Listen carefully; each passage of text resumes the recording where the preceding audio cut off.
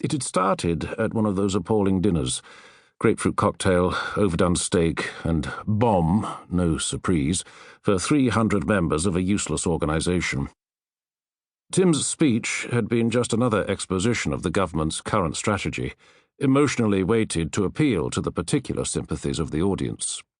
Afterwards, he had agreed to go somewhere else for a drink with one of his colleagues, a brilliant young economist, and two faintly interesting people from the audience.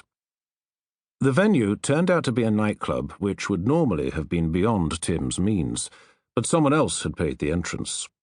Once inside, he began to enjoy himself, so much so that he bought a bottle of champagne with his credit card. More people had joined their group: a film company executive Tim had vaguely heard of, a playwright he hadn't, a left-wing economist who shook hands with a wry smile and avoided shop talk, and the girls.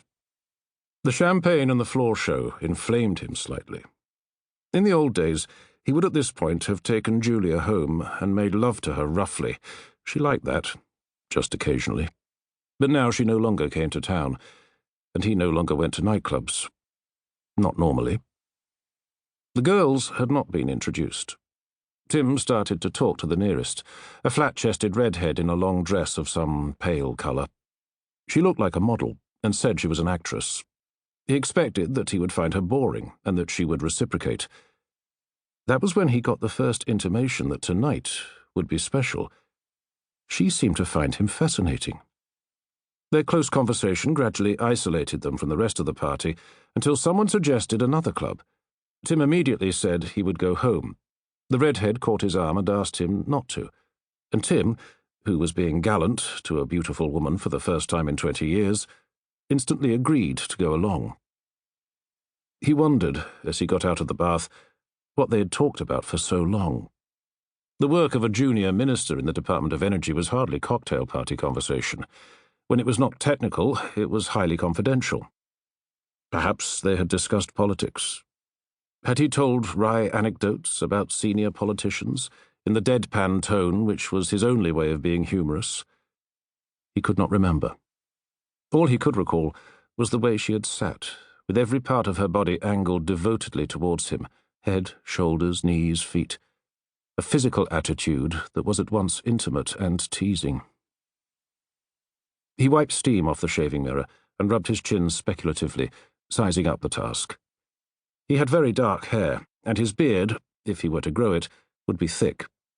The rest of his face was, to say the least, ordinary. The chin was receding, the nose sharply pointed, with twin white marks either side of the bridge, where spectacles had rested for 35 years. The mouth, not small, but a little grim. The ears too large, the forehead intellectually high. No character could be read there. It was a face trained to conceal thoughts, instead of displaying emotion. He switched on the shaver, and grimaced to bring all of his left cheek into view. He was not even ugly. Some girls had a thing about ugly men, he had heard. He was in no position to verify such generalizations about women.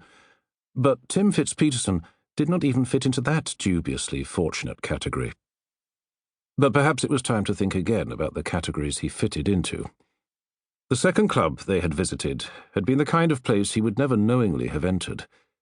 He was no music lover, and if he had liked it, his taste would not have included the blaring, insistent row which drowned conversation in the black hole. Nevertheless, he had danced to it, the jerky, exhibitionist dancing that seemed to be de rigueur there. He enjoyed it, and thought he acquitted himself well enough. There were no amused glances from the other patrons, as he feared there might be. Perhaps that was because many of them were his age. The disc jockey, a bearded young man in a T-shirt improbably printed with the words Harvard Business School, capriciously played a slow ballad, sung by an American with a heavy cold. They were on the small dance floor at the time. The girl came close to him and wound her arms around him. Then he knew she meant it, and he had to decide whether he was equally serious.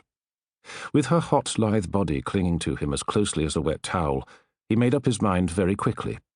He bent his head, she was slightly shorter than he, and murmured into her ear, "Come and have a drink at my flat." He kissed her in the taxi. There was something he had not done for many years. The kiss was so luscious. Para seguir escuchando este audiolibro gratuitamente, haz clic en el enlace de la descripción y podrás escucharlo completo sin coste gracias a la prueba de 30 días de Audible.